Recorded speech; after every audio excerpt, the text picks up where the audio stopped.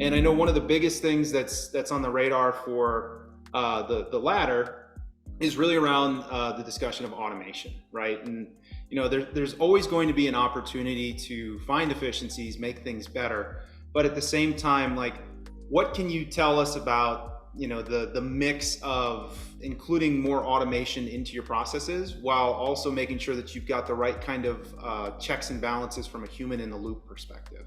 Absolutely. I mean, I think that automation is going to become more and more of the story on identity verification generally, and certainly healthcare specifically.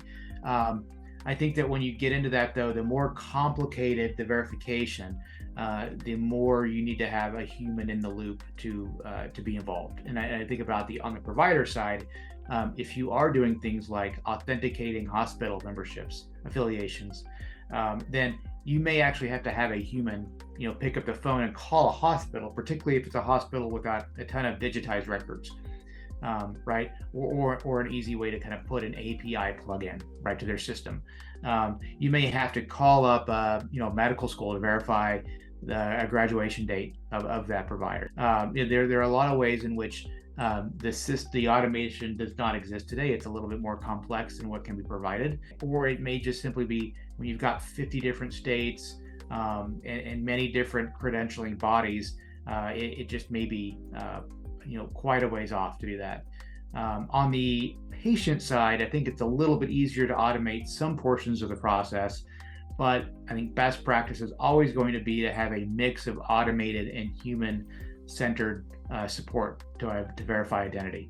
You typically, even with automation, you're going to have a large pile of false positives or cases in which the algorithm can't make a decision and kind of boots it over to a human. And so that next layer of human review and quality control is going to be essential. So the best way to do this, I think, for health tech companies is to, go in with a strategic partner that is going to kind of take you on an automation journey. A partner that will do some of these manual, labor-intensive verification services off the bat, build your process and policy, and then over time, look for strategic ways to drive automation to streamline and increase the quality of those verification services. That's the best way to do it. It's a journey. It's something that's going to take several years to happen. It's not going to happen by signing up for a service off the bat. You're going to get a better outcome with that strategic approach.